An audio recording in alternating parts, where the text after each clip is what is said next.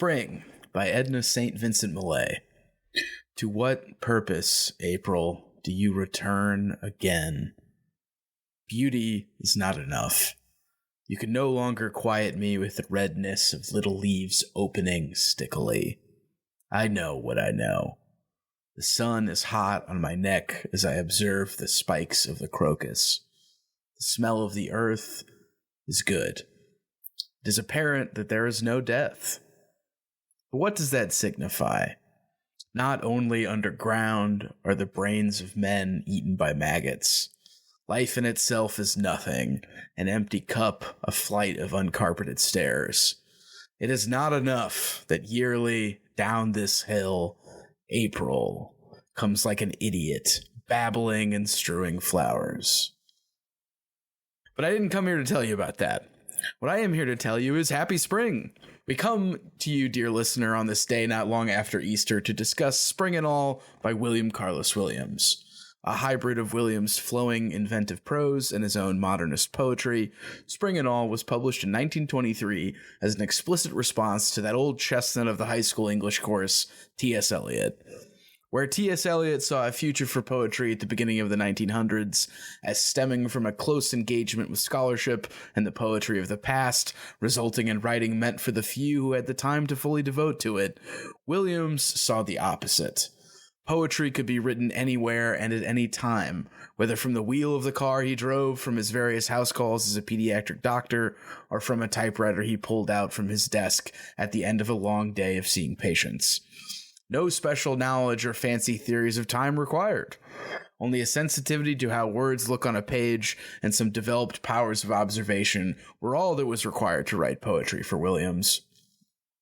No ideas but in things, he wrote in his famous long poem Patterson. And as we touch on in this episode, his poetry was devoted to noticing and enshrining the everyday, the humdrum, and the commonplace. Williams wrote poetry for everyone with the purpose of using the imagination to move past our fragmentary existence and restore, albeit temporarily, some unity to the texture of our lives. As we discuss in this episode, which as you'll see is not above succumbing to a little bit of the old spring fever here and there, Williams is very much one of our guys, and we present this episode as a gift to the promise of spring. We hope you enjoy the conversation.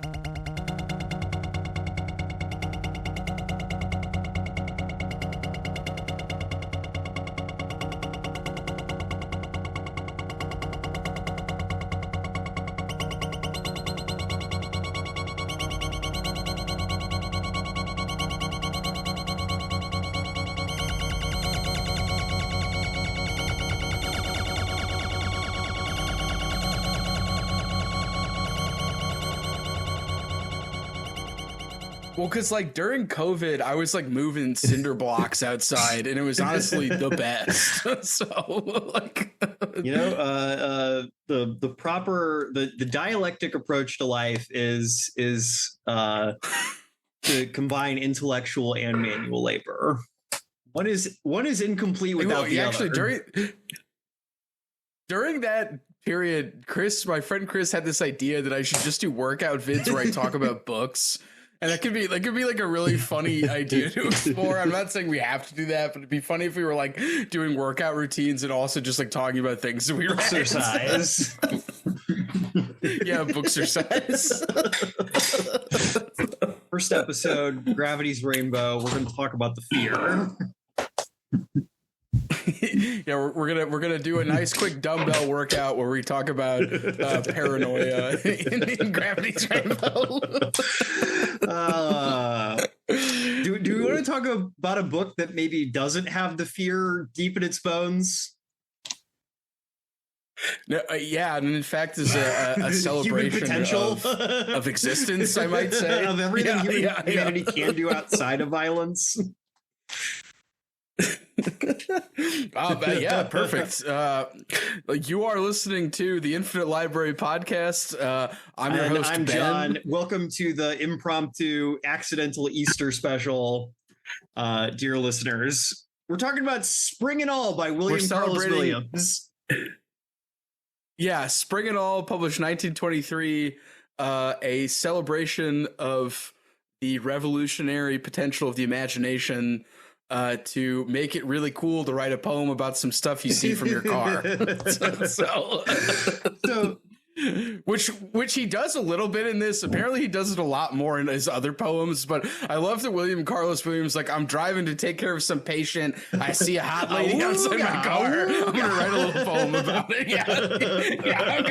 I'm gonna write a poem about it. Man, boy, could my poet drive a car. I mean, he really could. He was a doctor. He was working all the time, and whenever he had a moment, he would just slam some poetry out, and that's kind of what we got in this book. Dialectic, manual and intellectual labor. Speaking of which, John, I have something I want to read to you from his autobiography, and I'd like you to comment on if this is the thoughts of a well-adjusted man, or if perhaps something else. Work all the time. Manic depression, but learn to use yourself. When up, drive in. When down, assume the clerk. There's plenty of room for both. Okay, is that like a good thought to have? I mean, I think kind of, but at the same time, I'm like, he sounds like a workaholic. I'll be frank, I don't know a ton about William Carlos Williams' biography, but I relate to that.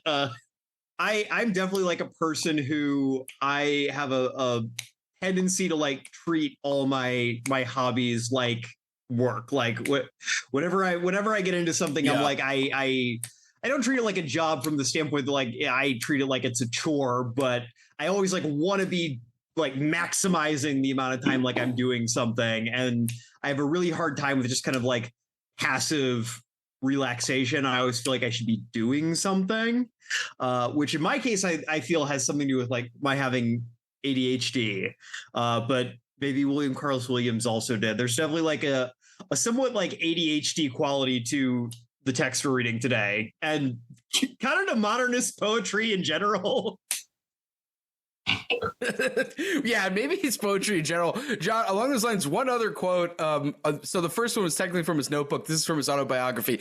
Time meant nothing to me. I might be in the middle of some flu epidemic, the phone ringing day and night madly, not a moment free. That made no difference. 5 minutes, 10 minutes can always be found. I had my typewriter in my office desk. All I needed to do was pull up the leaf and I was ready to go. I worked at top speed. If a patient came in at the door while I was in the middle of a sentence, bang would go to the machine. I was a physician. When the last patient left, up would come the machine. Finally, after 11 at night, when the last patient had been put to bed, I would always find the time to bang out 10 to 12 pages.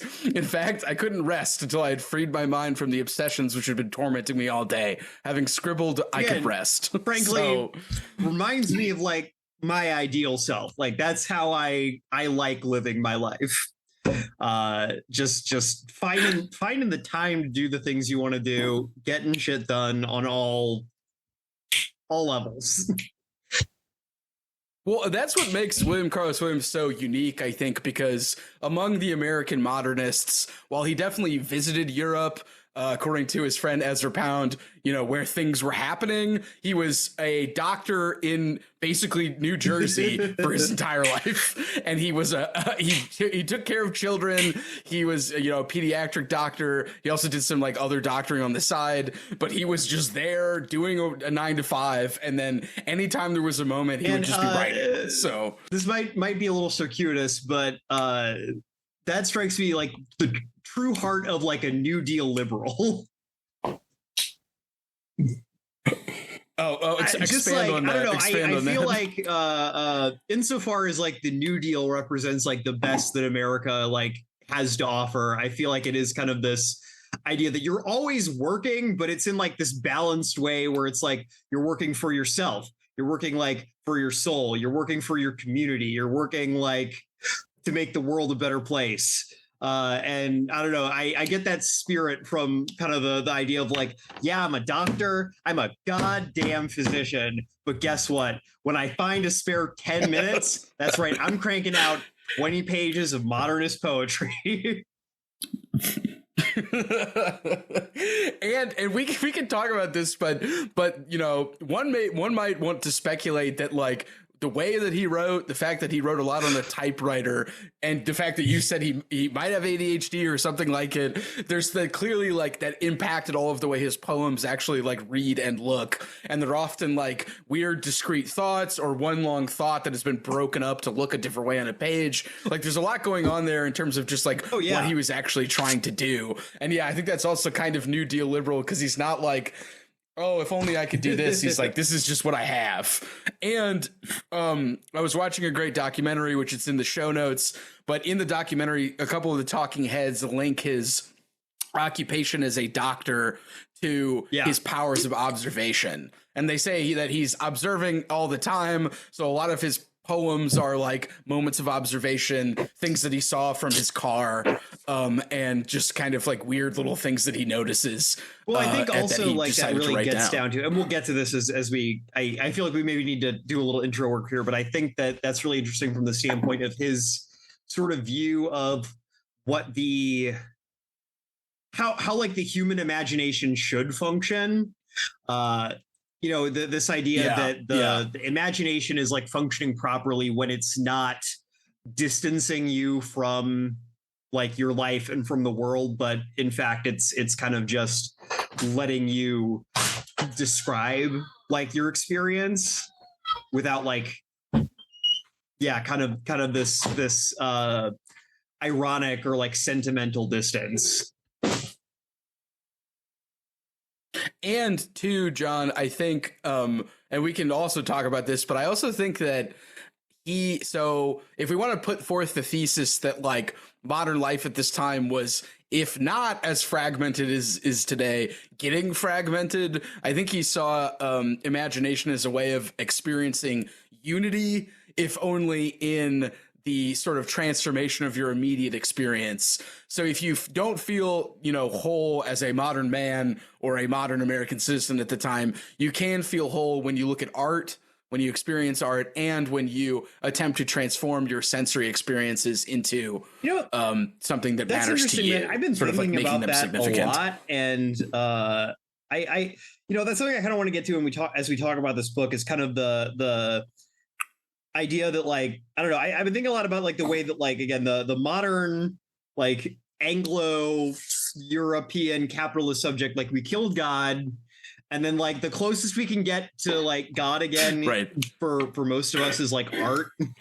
And I think that this text is very much kind of coming a little bit out of that idea. But I'm curious, like kind of how we feel like, is this getting towards like some kind of like mystical absolute, like the ideas he's putting forward here, like what are we really like moving towards? Because I feel like this is almost like a mystical text in certain ways, and I'm curious as to what your thoughts are in terms of like what is he reaching towards here, and like how successful is he at grasping it.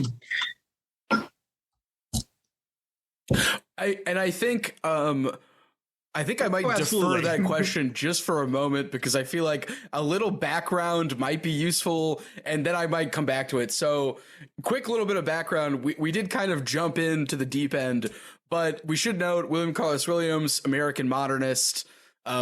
Spring and All came out in 1923. Like, as we said, he was both a doctor and a poet. And I think the important part about this book, and why I thought it would be a good idea to pick, is because I think he's kind of like formulating his sort of core tenets of what he's doing. And he had been kind of doing that before. There are some people that talk about how I think he published his first book in 1909 of poetry, which is the same year Ezra Pound did, actually. Another guy from the Midwest. Well, I guess Carlos Williams is from the Midwest. Anyway, so he's working, and so then at some point The Wasteland comes out, and I believe 1920, which we've all heard of T.S. Eliot. We all kind of know about The Wasteland. What's important to note is that Ezra Pound, who was a close friend with William Carlos Williams, really helped T.S. Eliot put The Wasteland together. And he's the guy that said, okay, how do we make all this fragmentation like rock? Like, how do we put it together? Like, what kind of juxtapositions are we doing? So anyway, that comes out. William Carlos Williams sees that and goes, This is horrible. I hate this. There's a specific bit where he refers to T.S. Eliot's poetry to Ezra Pound as vaginal stoppage and also gleat, which is some like stuff that gets stuck in your like your reproductive system tract, basically, which is a perfectly doctor response to T.S. Eliot, which I think is very funny. So Spring and All is in some ways a response to T.S. Eliot, and as you were saying, John, like kind of what is this pointing towards? One thing this is pointing away from is T.S. Eliot, because he does not like T.S. Eliot, and he thinks T.S. Eliot is he's got to stick up his ass. He's using too much tradition and learning to talk about his poetry when it should be direct and common speech, and it should be poetry for the man on the street.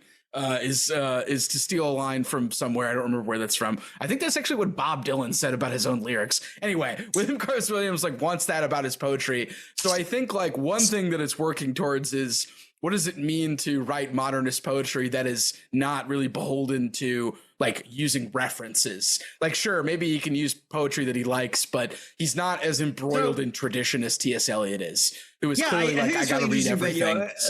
Obviously, we just kind of dove in here. So forgive us, listener, if you're feeling a little lost in the sauce. Or well, it's spring. We're amped, man. The dopamine's flowing. I'm ready to see everything new again. But it's really interesting, kind of to juxtapose him and Eliot, which obviously he kind of does consciously. But I am on record as saying T.S. Eliot, history's biggest fraud.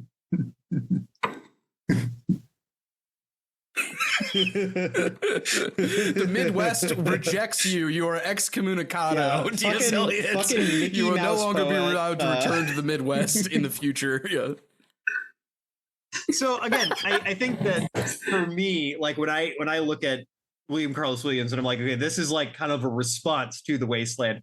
Like Eliot is someone who I think was so ashamed of being from the Midwest that his whole life and everything he wrote was at some level, it was all about constructing this image of himself as this learned, like Oxford scholar type, gentleman poet of the gentry. And, I'm not saying there's nothing authentic about like what he writes, but everything he writes is kind of with an eye towards like embracing this particular image of himself and like broadcasting it to the world. Like if T.S. Eliot was alive today, like he would be like one of those people on TikTok who like dresses like dark academia and just like his whole life is about cultivating like this exact aesthetic that is going to hide the fact that he's from fucking St. Louis. And he didn't write that many poems either, T.S. Eliot. He only wrote like a handful of them, but there was so much, reverence and attention placed on each one. Ezra Pound, kind of similar thing. Someone who like pretended he knew Chinese, did bad fake translations of Chinese literature so that he could again project to his fellow like dilettantes like, oh, I'm like Ezra Pound reminds me a little bit of like L. Ron Hubbard, and that he's someone who's just like constantly like kind of running this weird grift that doesn't really make that much money, but just like keeps like people like circulating around him. Well, two things about one. I actually found this book, this Ezra Pound book, where he's like the ABCs of reading. And in one of them, he goes, you can just look at Chinese characters. And if you look at them, you know what they mean because they're pictures. That's what he says.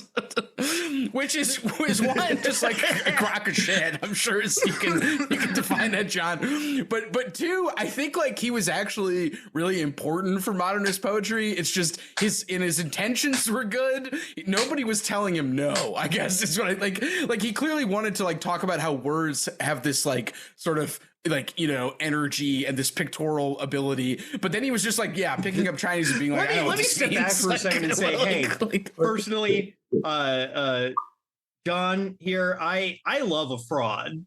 I love a guy who's a fake and a phony and a liar. I love a con artist. I love a scam man. I love a flim flam artist. Flim flam man. Yeah. I, as someone who's also from St. Louis and deeply ashamed of it, I look at T.S. Eliot and I say, "There, but for the grace of God, go I."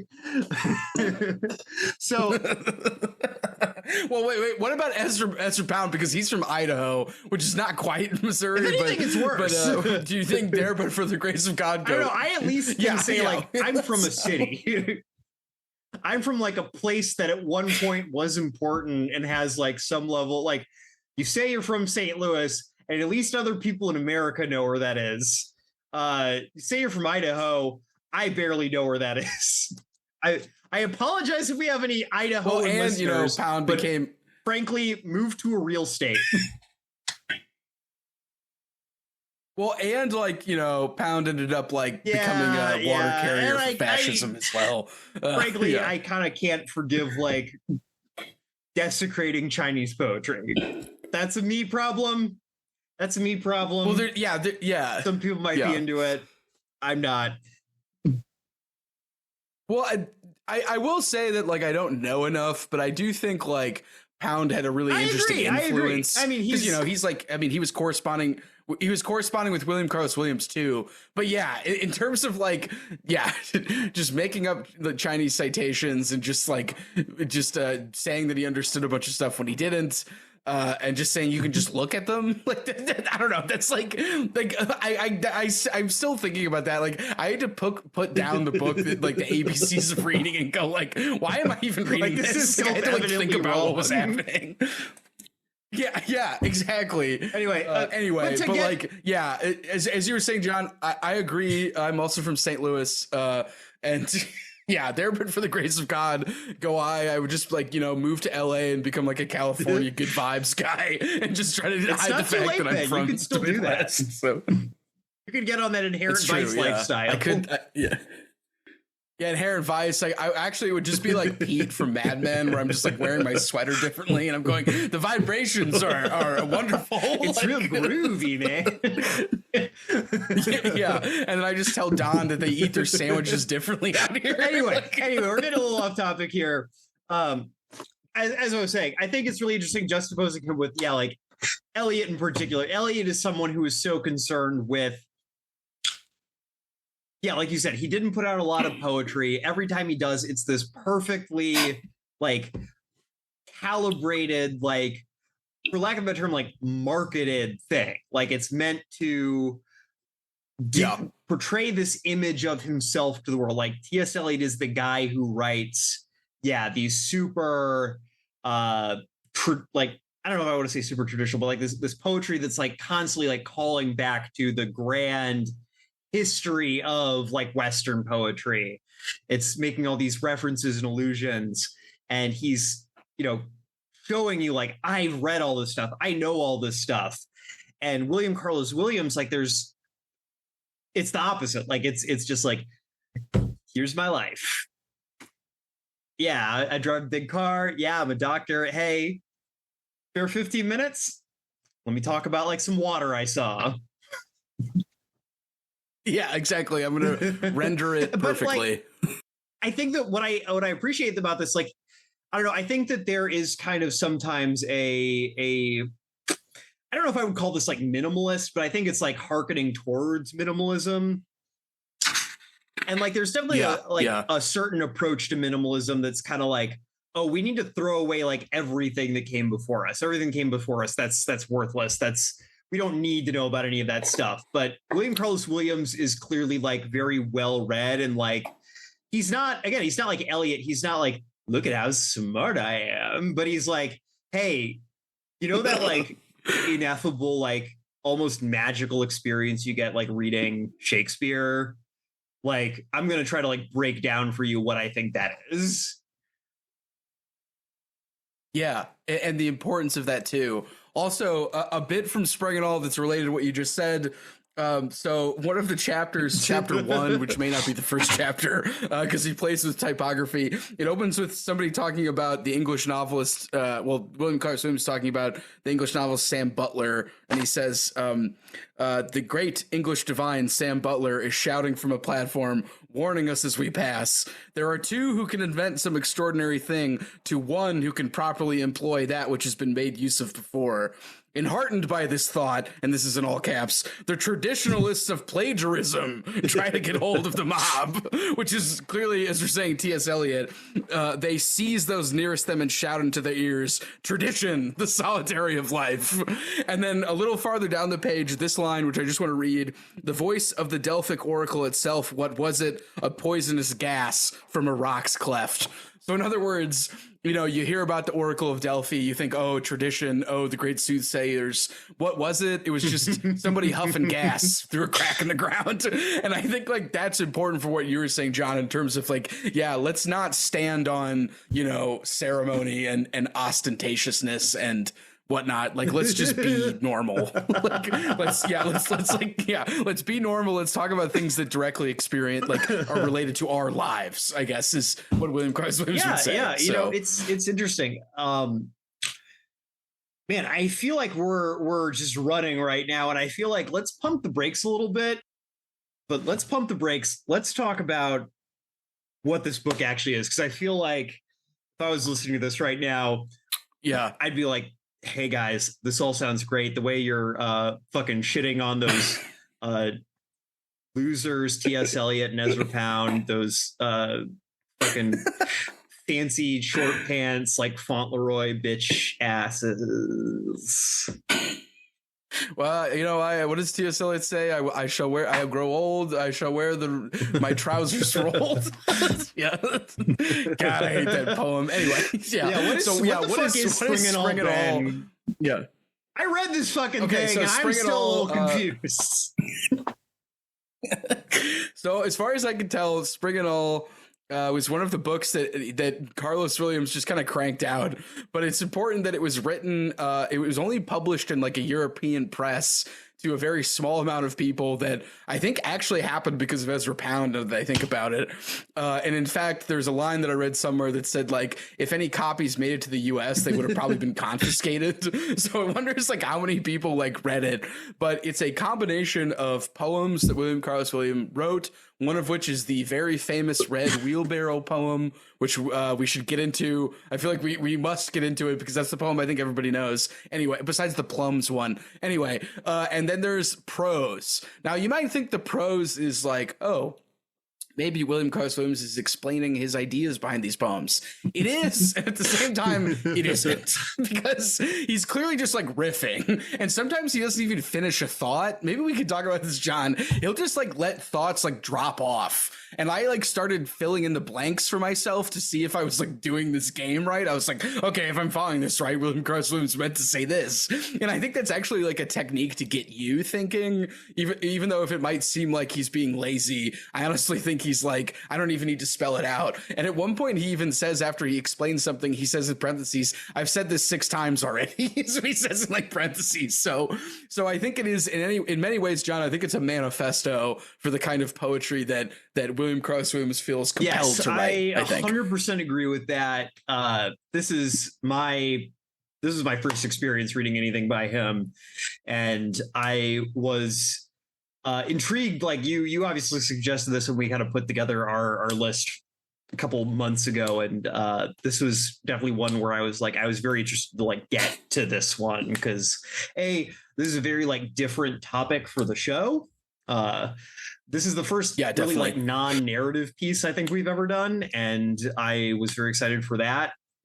And to like you said, there's poetry in here, and like you said, there's prose, and there's like a stream of consciousness element to this almost, which I think again gets down to his ideas about like the idea that like creation should be like a spontaneous act. Like it should not be something that you are like, you don't have an experience and then like sit with it and stew on it and try to come up with all these like highfalutin metaphors to communicate it like in the most erudite way you possibly can. It's like, no, you're driving your big car down the street. You see a beautiful lady with gams for days, and guess you narrowly avoid crashing your car. You pull out your big like 100-pound 1920s typewriter and you bang out a poem right there on the side of the road. Yeah, and that's it. That's like the creative act right there. But I really liked what you said about the way that he drops off a thought and the way that it kind of forces you to pick up where he leaves off. I think that's such like a trenchant insight, if you will. Well,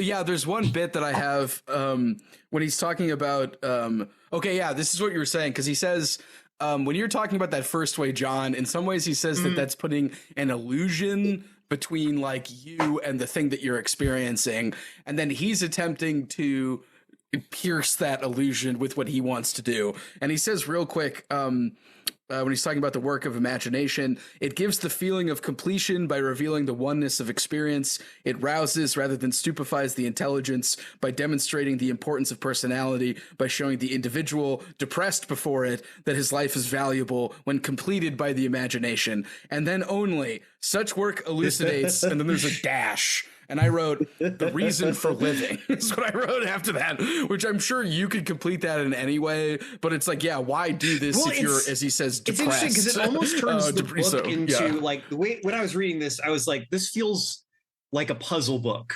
Like this feels like a weird way, like I don't want to say like a workbook, but I guess, yeah, like a puzzle book is the best way I can put it. It feels like a thing where you are not just meant to like passively absorb this and be like, hey, cool, I made it through all 93 pages. I'm done. I can just toss this on my shelf.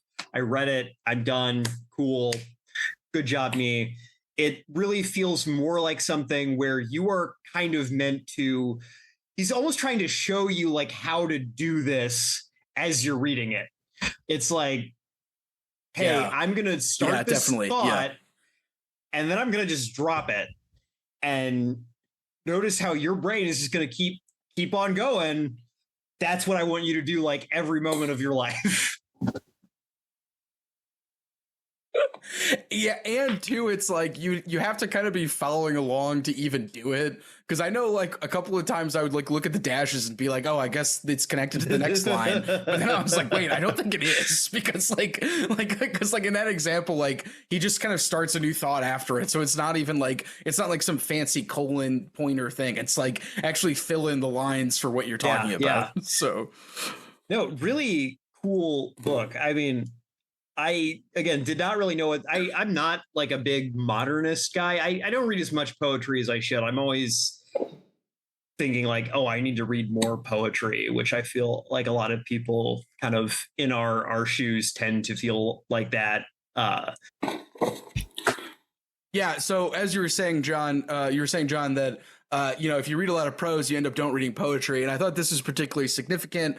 Poetry has to do with the crystallization of the imagination, the perfection of new forms as additions to nature. Prose may follow to enliven, but poetry, and that's another dash, is a new thing. So the idea is that you read prose and that you get kind of like more sort of emotional facts, emotional knowledge, but poetry, you're actually getting a new form. And I think that's interesting because I think that takes a lot of brain work to kind of like realize what you're looking at, because you're so used to sort of the way something is supposed to read that if you look at a poem like So Much Depends Upon a Red Wheelbarrow, you'll be like, this isn't about anything. This is just, the plainest I think it's really interesting, possible. But at least to me, and maybe there's like a historical factor here, I find that speaks pretty true to my experience of like writing, where I feel like, the stereotype is always like, oh, poetry, like that's the thing that's like just all about like pure emotion.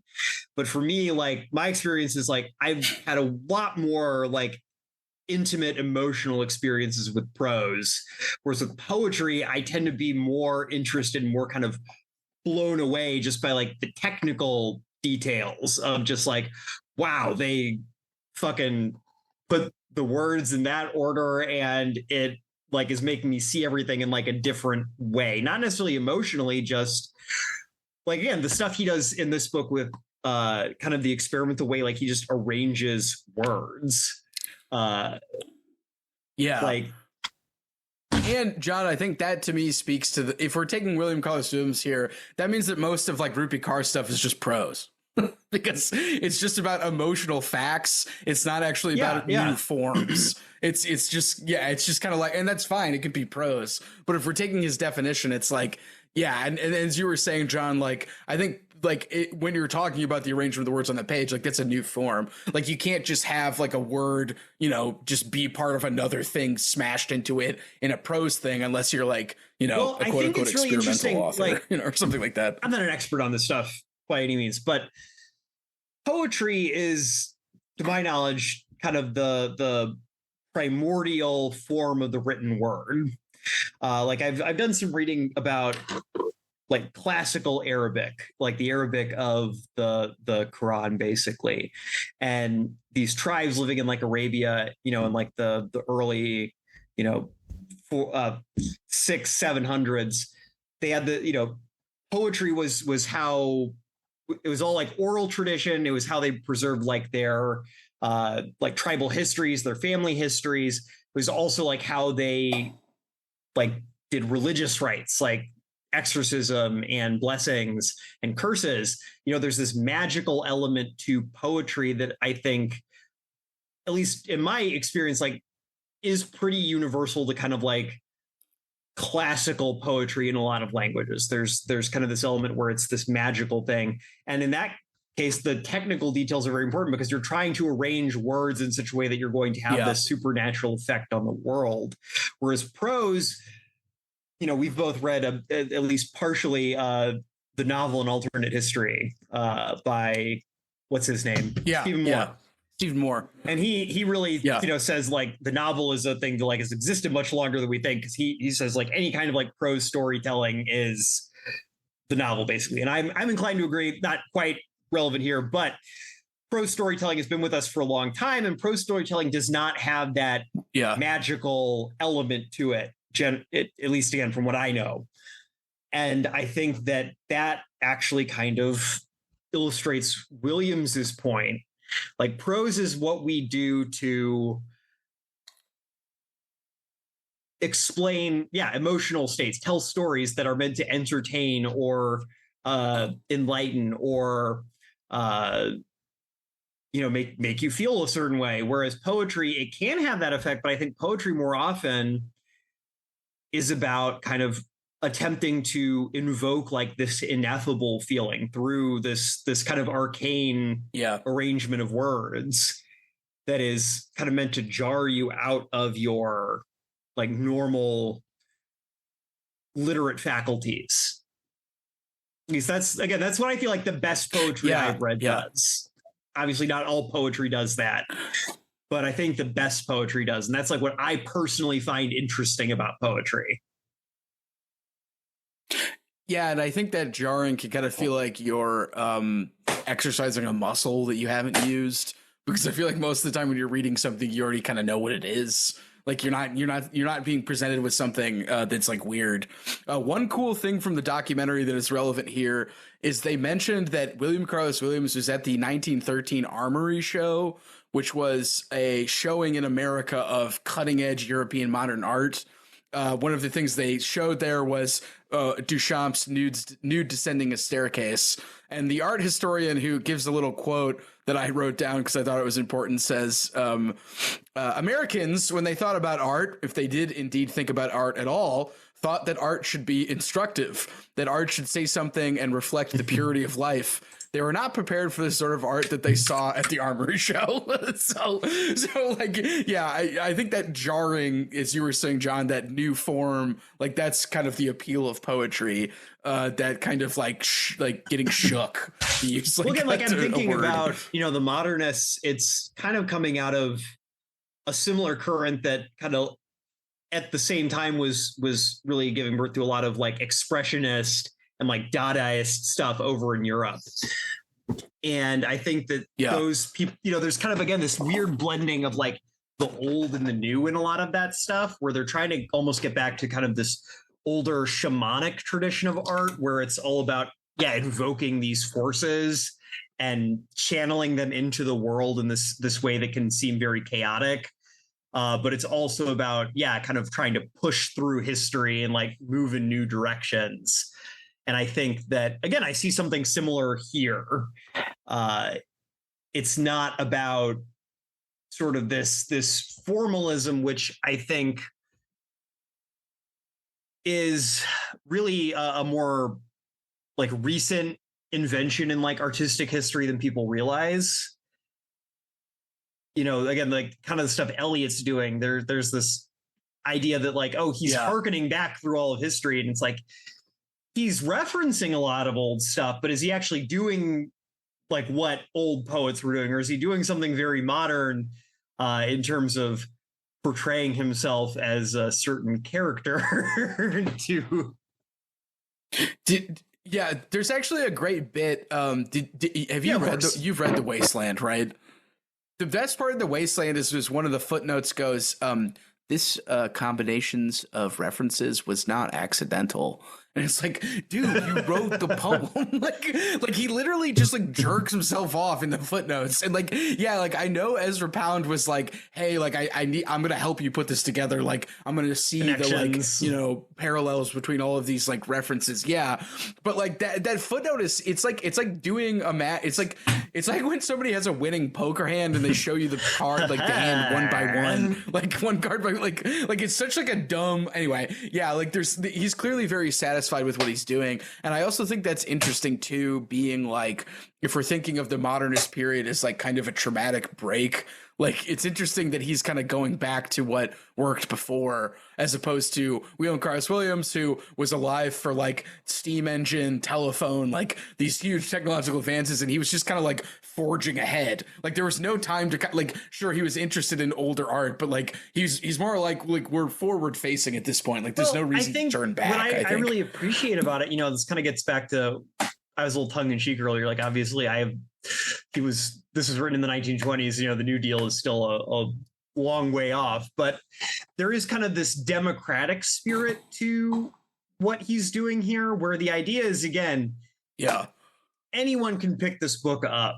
Like there's references to things that maybe today feel a little more obscure, like obviously Shakespeareism, but there's the passage you read, I can't remember who he references there, but I've never read any Samuel Butler myself, but maybe that was a little more common knowledge back 100 years ago. But I think the idea here is, again, the type of poetry he wants to do, the type of like exercise of the imagination he's trying to put forward to us is something that anyone can do, regardless of their age, sex, race, educational status.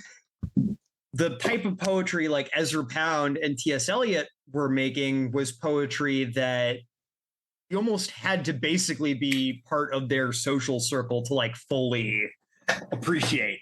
Like obviously we've both read The Wasteland and like got something out of it, but we don't even have even as like relatively well-read people in like the 21st century, we just don't have the equipment to like actually get everything he's doing there without like an annotated edition.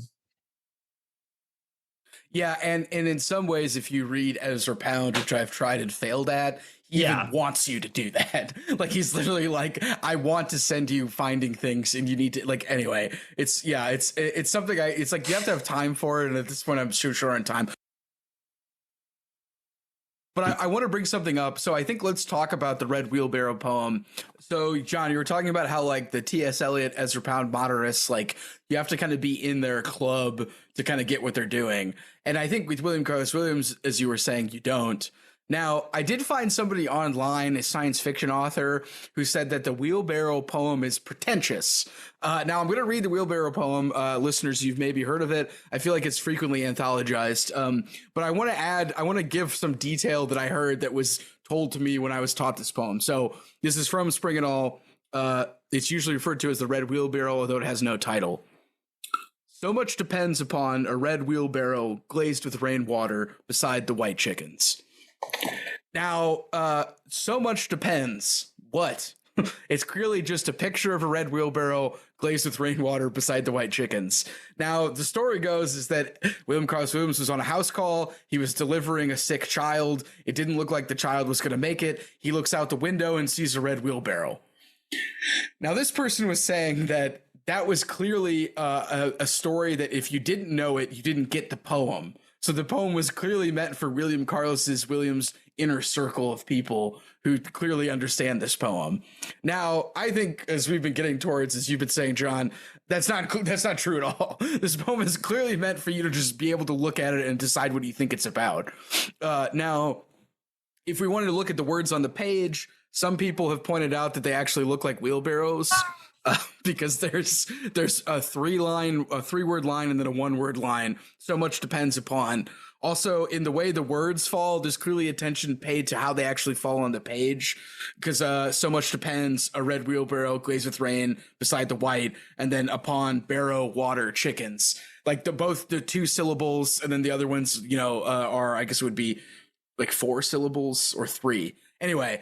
But I don't know, you can get a lot out of it. And I think to assume that it's just about a story about William Carlos Williams being a doctor, that doesn't explain the poem at all. We still don't know exactly what depends upon the red wheelbarrow. He just says so much depends upon it. That kind of gets back to what I was saying earlier about, like, this is like a puzzle book where, I mean, something that I come back to as I get older and I read more stuff, like there's some in where anything you read is kind of a puzzle book because you're not the author. Like you will never know everything that went into writing any given text. And at some level you could drive yourself mad looking at even like a formulaic, like boring book and like trying to puzzle out like exactly why did the author do XYZ at this point in the book and not at that point in the book. And, why did he fixate on this image instead of that image? Yeah.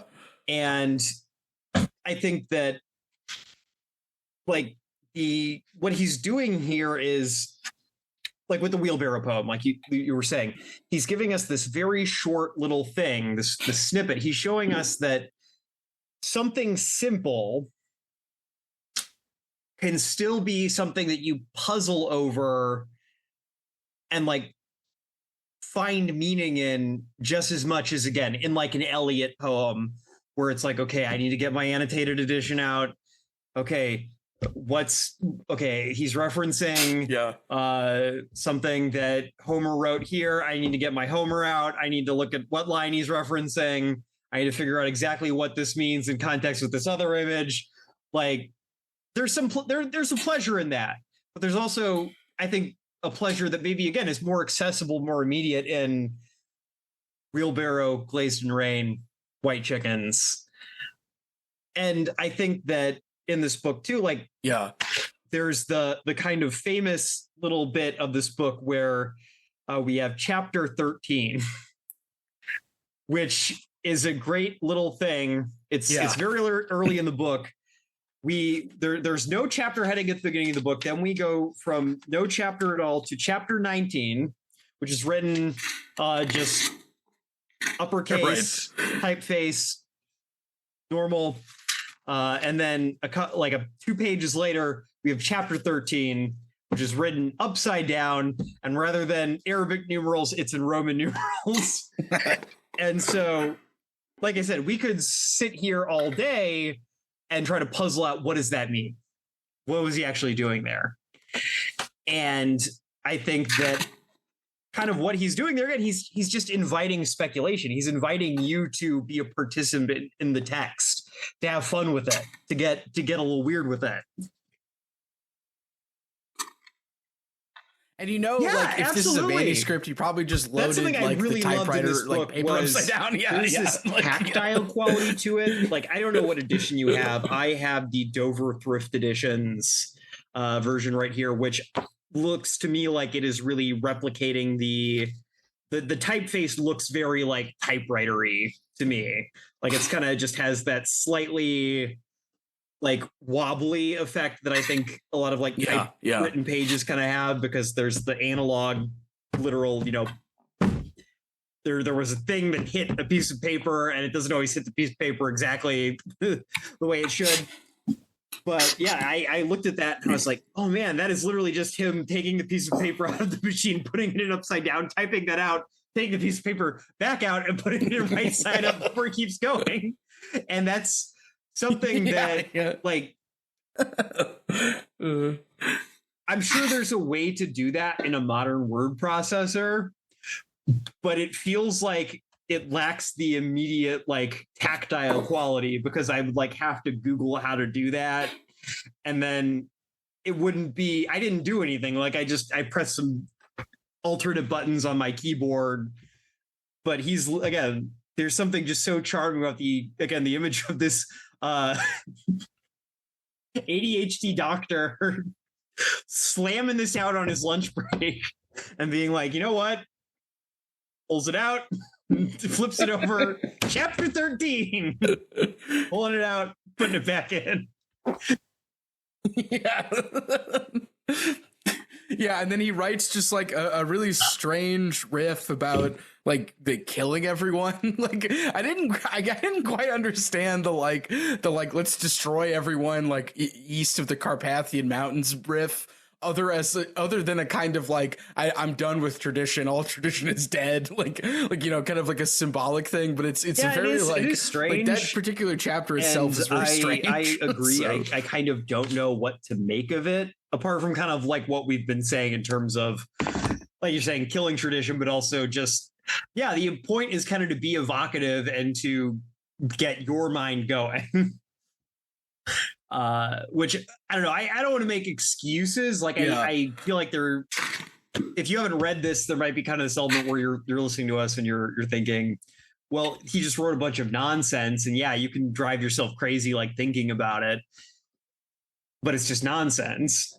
But there's this playful quality to this book from the jump that if you have not read this, I definitely recommend reading it. It's a slim 93 pages. Like it's not a big or like difficult book to get through, but I think you and I, Ben, we've both, I'm sure, read some like intentionally obscure, pretentious poetry, and this is not that.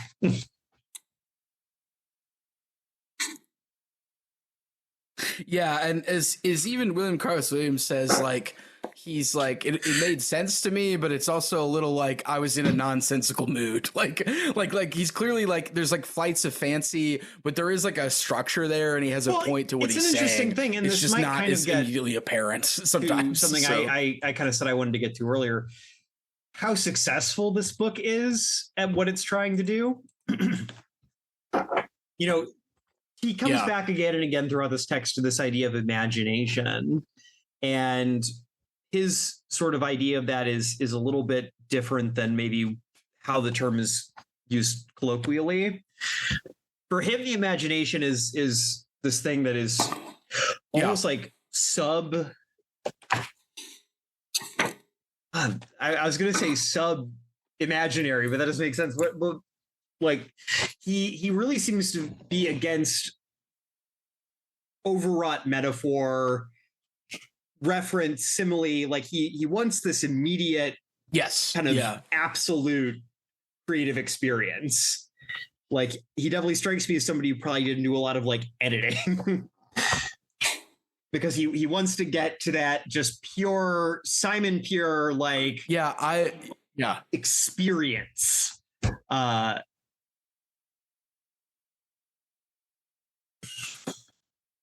Yes. Yeah.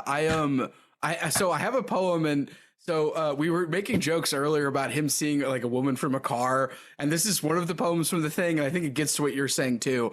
So this is I think poem 11. The one, so it starts, in passing with my mind on nothing in the world but the right of way I enjoy on the road by virtue of the law, I saw an elderly man who smiled and looked away to the north past a house, a woman in blue who was laughing and leaning forward to look up into the man's face, the man's half-averted face, and a boy of 8 who was looking at the middle of the man's belly at a watch chain. The supreme importance of this nameless spectacle sped me by them without a word. Why bother where I went? For I went spinning on the 4 wheels of my car all along the wet road until I saw a girl with one leg over the rail of a balcony. And then it just ends right there. So anyway, he's like, oh, look at that hot lady. But the supreme importance of this nameless spectacle, like, yeah, I think as you were saying, John, you don't really need to do a lot of editing if you want to communicate like how important your sensory experiences and the world around you. Now, yeah, as you were saying, I feel prepared to answer this question. How successful is this book? I think, as you were saying, John, if you treat it like a workbook and you put a lot into it, I think it definitely works, because I think some of his like most anthologized poems are in this. And I think he wanted to provide a kind of like scaffolding around them, which I like reading, because I like kind of a helping hand with this kind of stuff personally, because I think, with modernism, the point is to not really give you a lot of handholds. Like you're not, like, Duchamp isn't saying like, I thought I would render this normal artistic study of a nude descending a staircase with a series of like cans and shapes falling down an inclined surface is what it looks like to me. Like, he just did it, and he was like, this is what we're doing with form now. And so I think like I like the helping hand that this has, and I think the poems that he included in it are like the Red Wheelbarrow one, and then The Pure Products of America Go Crazy is apparently a big one, which we didn't talk about, and, other ones. But I think, like, in terms of what imagination is, though, I'm still not entirely sure. And I think I have a couple ideas, but I think there's still a little uncertainty there for me anyway. Yeah, so I'm not sure exactly what he means by that. I think that this book does a very good job. Like, I think that if someone came to me and was like, hey, I really want to get into, like, modernist art, I'd say, great. Take a look at Spring and All. I think that'll kind of be a good way to get started. But I think that I don't want to overstate. Like, I don't feel like this does not read like a manifesto exactly. This doesn't exactly see, like, obviously he's expressing his thoughts, but this doesn't feel like a book where he's like, hey, I'm going to sum up what this whole modernist poetry thing is, and I'm trying to start like a movement. But I think there is something really interesting in art, kind of more broadly speaking, where not so much like this generation, but kind of the generation after, sort of minimalism and modernism become like a new way to like mystify things. And whenever I read something like this, like I kind of can't keep that 100% in my mind. Like I like the democratic spirit this has, but then I kind of look at like where does this kind of thought process go? And it kind of, at least in my experience, kind of gets back to this like mystical place where it's not, it becomes more, not this book. As a project, like becomes like it remystifies kind of as a project. Because well, it's interesting you say that, John. There's this line that I underlined, and he says, today, where everything is being brought into sight, the realism art has bewildered us, confused us, and forced us to reinvent in order to retain that which the older generations had without that effort. So I think, like, I agree with you, John, that I think modernism tends to gesture towards mystification, which is probably why some practitioners of modernism got involved in fascism. But I think, like, because what is fascism but not mystification of some sort? But I think I think William Carlos Williams, like in that line, like he wants to make like imaginative reality, like he wants the imagination to be real and as real as like the things in front of us. And I think to me that speaks, at least in this book, to be not mystification, because he's like tired of T.S. Eliot mystifying stuff, like, and sort of like making like, oh, like this great like struggle with history and to transform it. But I think like he wants reality to be there. And I think in reading a poem like Red Wheelbarrow, you should be kind of reminded of your own reality in some way, or the importance of the things around you. I'm lost in the sauce here, which when you're dealing with something like this, I think is always a bit of a risk. But John, I agree with you. I agree with you. The point of mystification is one possible endpoint for modernism, because like, at some point, like I'm thinking of, Ezra Pound was just like hanging out with fucking Mussolini, and he believed all of like the anti-Semitic bullshit that was being spouted out at that point. And some might say that he wasn't mentally well, but I think he was attracted to power in some way. And somebody, there's somebody I read somewhere, I can't remember, who said like the great stylists often ended up being conservative because they spend all this time studying and polishing their phrases, that they're often like more beholden to power as opposed to something that I think, as you were saying, John, I think is sort of like democratic in like not like a political sense, but in like a everyone can be a part I think that for me, maybe what I'm feeling is less like this book is a failure and more like I wish that this was the direction that like modern poetry, modern like art took. Like this idea that it's like we're democratizing. Like that's what I really love about like definitely. The Dadaists and the Expressionists. Like this idea that art is this thing that's for everyone, and it's about communicating like the human experience, like both universally as an individual. And I definitely feel like, for a lot of reasons that are probably beyond the scope of this conversation, modern art, both like pre and post-war, like ended up taking a very different path in the long run than what I see here, which again I think kind of gets back to my characterization of Williams as like a New Deal liberal, where there's this idea that like this was kind of this idea of like what like American art could be, and it ended up just for a lot of reasons not being that, and instead we got a very different like mode of like art and poetry. Another great quote from Williams about T.S. Eliot that I did mention earlier, and he's writing to a friend. I'm glad, and he's referring to T.S. Eliot, I'm glad you like his verse, but I'm warning you, the only reason it doesn't smell is that it's synthetic.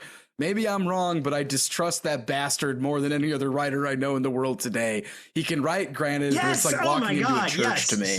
So like mystification. I recently reread one of my favorite essays, The Work of Art in the Age of Its Mechanical Reproducibility by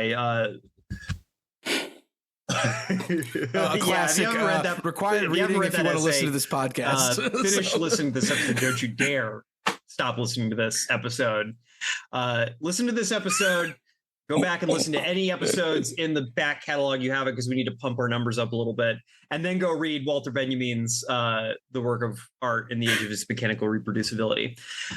Anyway, to kind of get to my point, I think a lot about the idea Benjamin puts forward there, the idea of the aura, this idea that the original artworks were religious objects. They were images of gods and heroes and ancestors that sort of had this spiritual power surrounding them just kind of by their very existence. And then for a lot of reasons, art changes through the centuries, and we get, the development of secular art, in Europe in the Renaissance and other places at different times.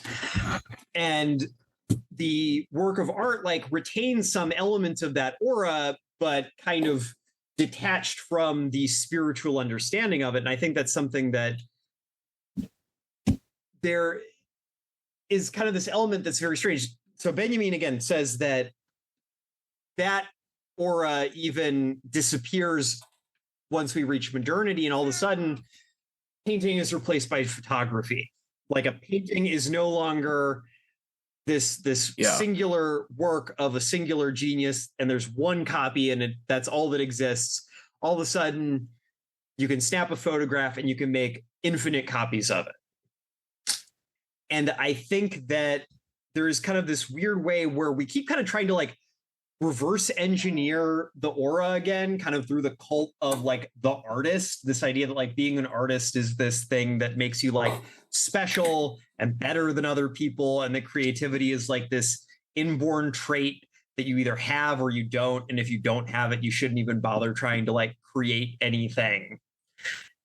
And I think that is like I don't want to like overstate anything, but like that very much feels like the Eliot and Pound approach. It's like No, you don't understand. We are Yeah. like the aristocracy of the spirit. We have this sacred quality to us where we can create, and you, the people beneath us, you consume our creations, and maybe if there are some of the elect among you, like you will be inspired to like create something like us. Spring and All feels so different than that. Spring and All is like, no, whatever you were experiencing, like you can make art out of that. Yeah, yeah. And I think too, instead of, I mean, this might be a religious feeling, but I feel like for William Carlos Williams, like the imaginative is to have like a unity, if albeit like a short-lived one, with something. Like, even if it's a work of art, or if it's something like you sort of feel like there's a texture to your life that makes sense, or your life has a discernible form, or your experience has a discernible form.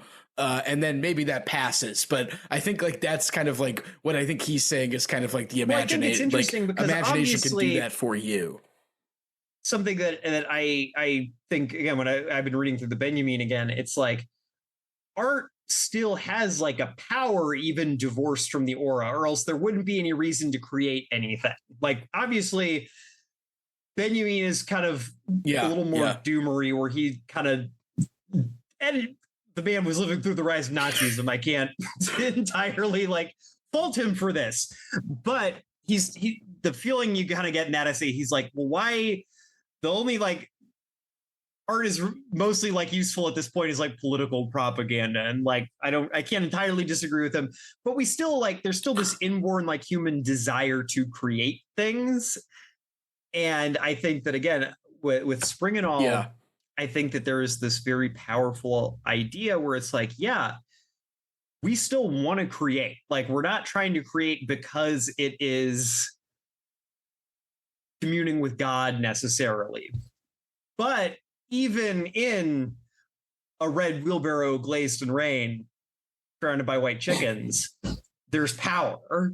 There's like something ineffable. There's something mystical. There's something magical in that. And it's something that anyone can access.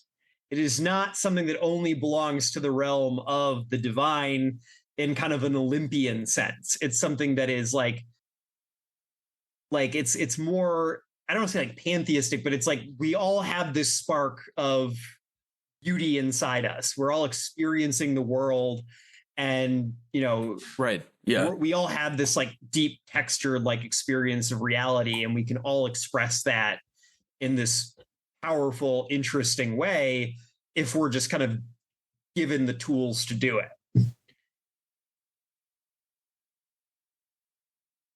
I also, John, I think that's why it's called Spring and All, because I think that's the meaning of spring.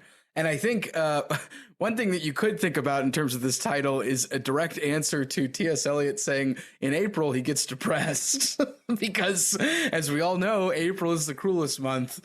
And I think William Carlos Williams is saying, no, spring is what you were saying, John. It's something we can all experience. It's a rebirth. It's like kind of like a setting anew, or like, it's interesting because I also was reading it more as like a spring of water.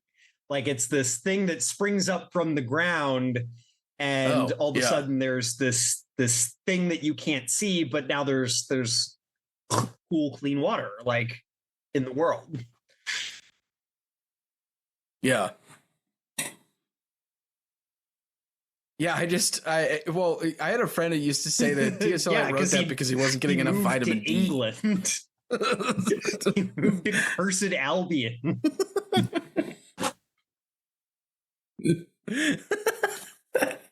I like your reading of Spring and All, though, because I don't know why I always thought of it as spring, but the idea of it being like a current that's there is, I think, important for him too, because he had to keep like he was working a lot and wanted to write, and he just had to do both. Like I just really appreciated that kind of spirit where it's just like, hey, art can be something immediate. It doesn't have to be something planned and like meticulously crafted. Like, it can be this spontaneous springing forth of whatever, and it's still art.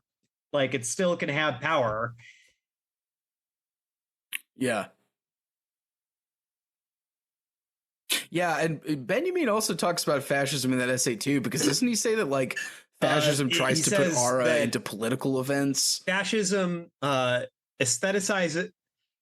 makes politics into aesthetics, and so communism must aestheticize politics. Yeah. Yeah, because I think the implication there is that it's all appearances, it's all mystification, it's all like putting the aura back on something. Yeah, I mean, vainly trying to. I guess whether there's ever been a successful fascist project. America. Sorry, I got a little spring fever.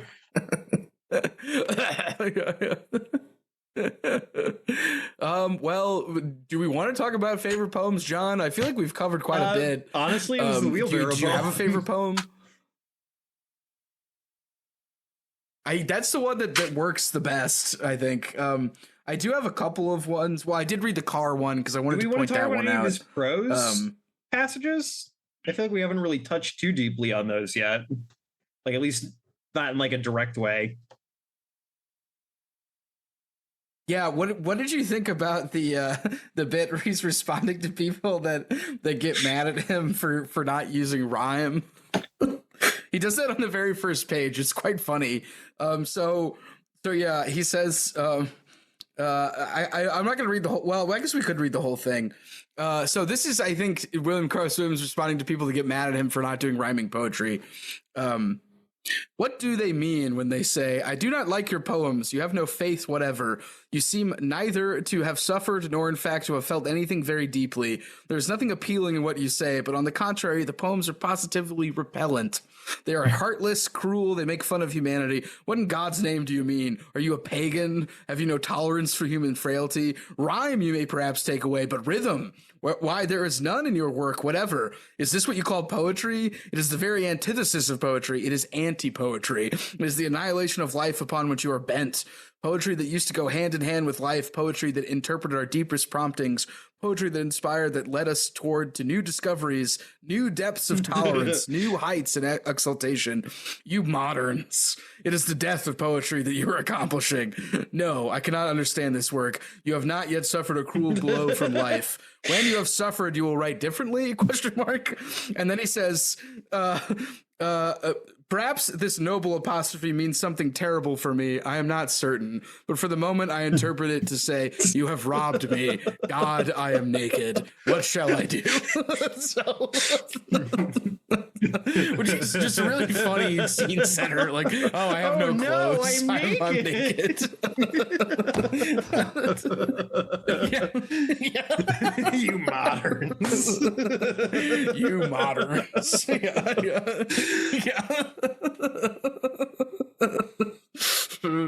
Yeah, so like in that bit, he's like satirizing sort of his detractors. Man, I'm really glad you picked that. I think in a very funny way. I feel like something we haven't necessarily brought up so far. Like, there's some funny stuff in this book. Like that passage in particular, I think has a very like comic edge to it. But God, he's such a just sharp guy. Like you could just he would have been a great poster. I'll put it that way. Born for the forms. Definitely. 50 years too, or not 50, like 70 years too early, I guess. Yeah. Yo, I'm imagining William Carlos Williams just like jotting out a post while he's driving. He would have died like tweeting. Yeah.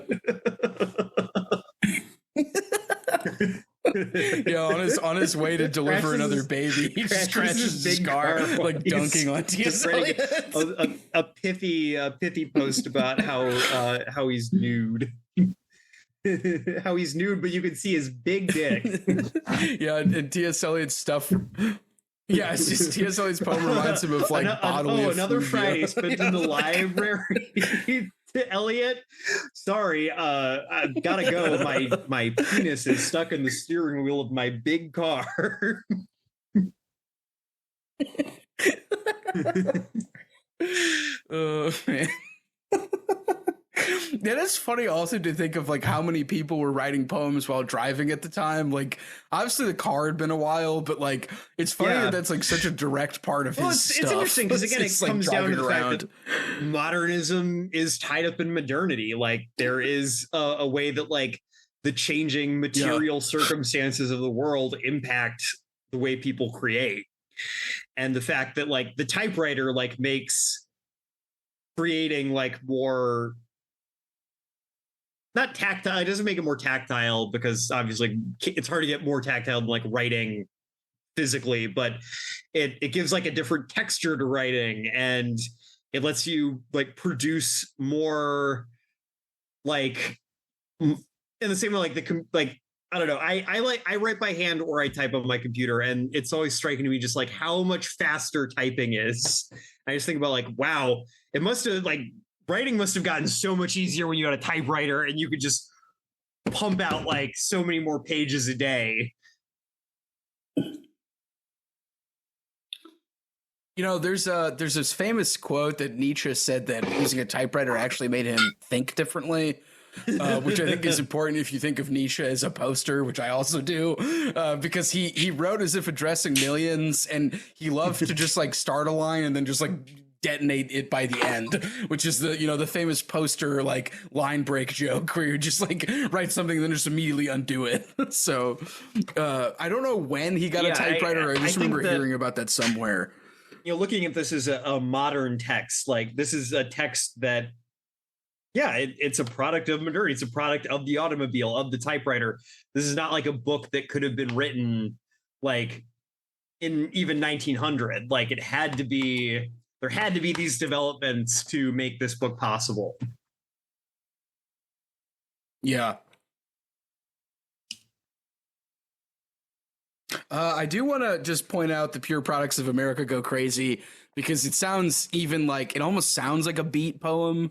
I just want to read that one real quick and we can maybe talk about it. The Pure Products of America Go Crazy. Mountain folk from Kentucky or the ribbed north end of Jersey with its isolate lakes and valleys, its deaf mutes, thieves, old names, and promiscuity, between devil-may-care men who have taken to railroading out of sheer lust of adventure, and young slatterns bathed in filth from Monday to Saturday, to be tricked out that night with gods from imaginations which have no peasant traditions to give them character, but flutter and flaunt sheer rags, succumbing without emotion save numb terror under some hedge of chokecherry or viburnum which they cannot express, unless it be that marriage perhaps with a dash of Indian blood will throw up a girl so desolate, so hemmed round with disease or murder, that she'll be rescued by an agent, reared by the state, and sent out at 15 to work in some hard-pressed house in the suburbs, some doctor's family, some Elise, voluptuous water expressing with broken brain the truth about us.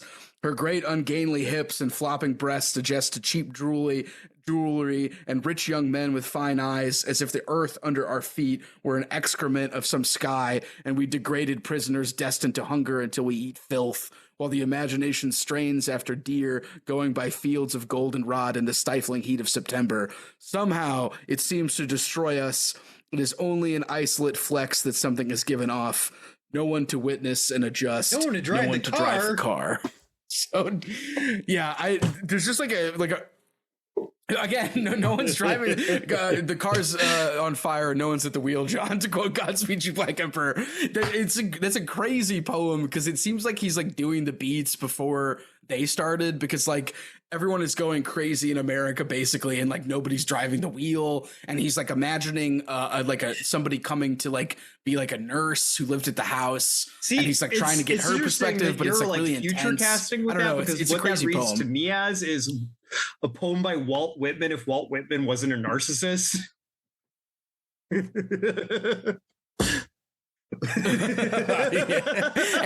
I'm that person too. Yeah, he would just keep saying like I'm not driving. Like, I'm also going crazy. I am the car. Yeah.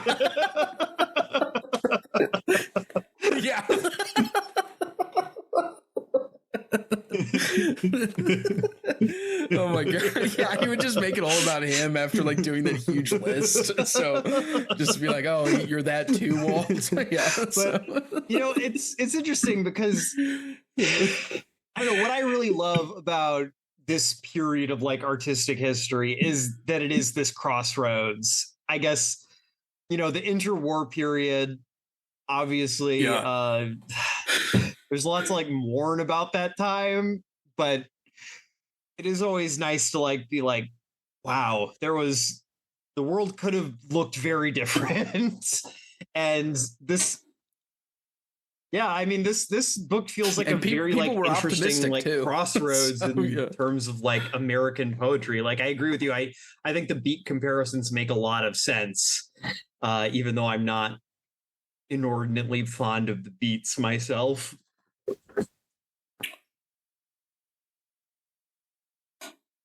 There's just a kind of like an overflowing, a kind of like the rhythm he keeps adding more and more stuff, and then it just kind of like stops. Yeah.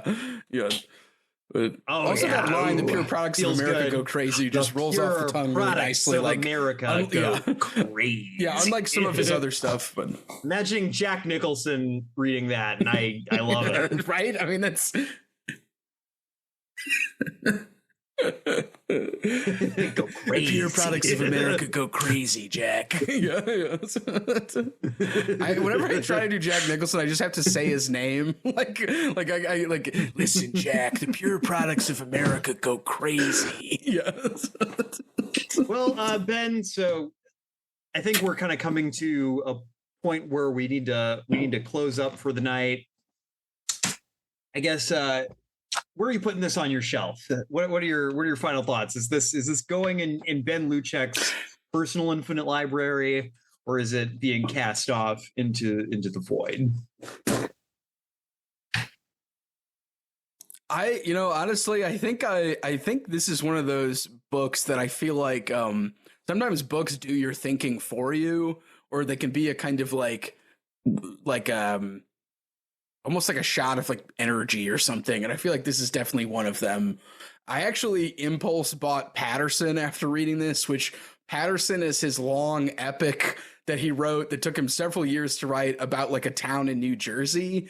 And as people said in the documentary, how do you build an epic poem out of pure observation? And it took him like 10 years to figure this out, and I was like, I need to read this, so I impulse bought it. I don't know, it's going high on the shelf. It feels like a stimulant, and I don't like reducing books to drugs, but it feels like a good stimulant of something that'll get you thinking about stuff. And I think that's for sure. Me, that's like, high on the shelf for me. Like, writes, this is definitely like a book that has kind of got my wheels turning about like how I think about art, how I think about writing. Like, I don't know how I'm going to put any of the insights he offers like into practice necessarily, but I think that he is clearly like someone who is trying to do something very interesting here. And this is, I think, a book that I'm going to be thinking about for a long time.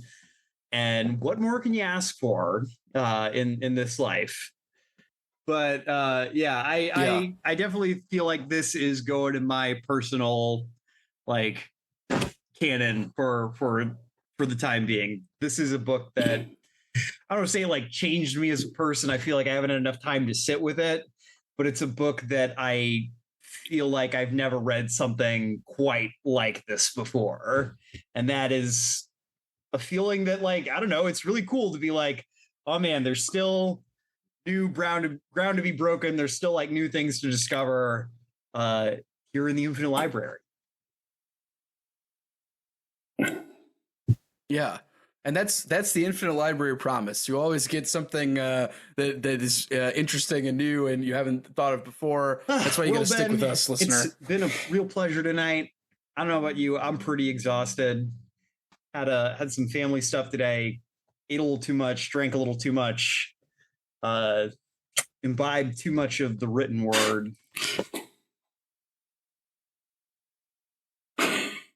And time for a sweet rest. So listeners, thanks for listening. This has been the Infinite Library Podcast. Semper Books.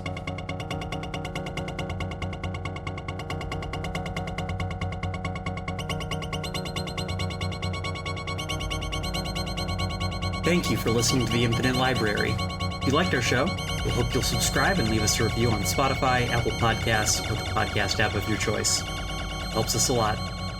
If you want to follow us on social media, we can be found on Twitter, Instagram, and Blue Sky at Infinite Library Pod. If you'd like to contact our team directly with episode ideas or feedback, you can email us at infinitelibrarypod@gmail.com. Our intro music is by Amos Legend in the Forest of Mayhem. Our outro music is by DJ Daggy Diggs, and our logo was created by Lars Noir. You can support our show by supporting them. We hope you'll join us back in the stacks for the next episode soon. Semper Books, bookheads.